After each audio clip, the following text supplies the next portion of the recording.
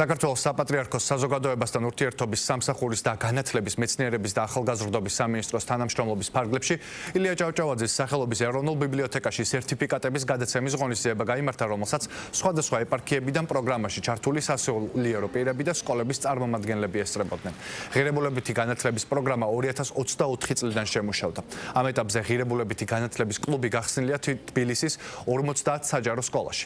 აღსანიშნავია, რომ მიმდინარე წელს პროფესიული მომზადება გადამზადების კურსები აგრეთვე გაიარეს ეპარქიების სასულიერო პირებმა, რომლებმაც 1 ოქტომბრიდან საქართველოს მასშტაბით დაიწყეს თვეში ერთხელ შეხვედრების ჩატარება მსურველ სკოლებში.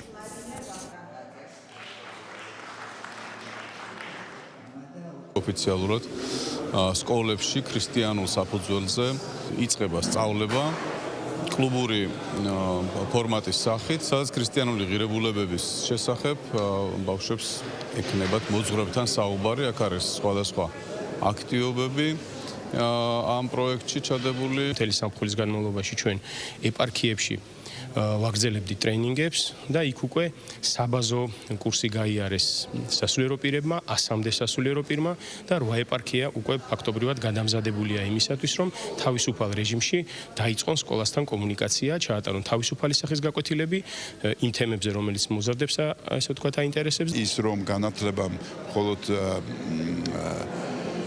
წიგნიერება არ არის, არამედ განათლება არის პირველ რიგში სულის წვრთნა და შემდეგ უკვე ყველაფერი დანარჩენი.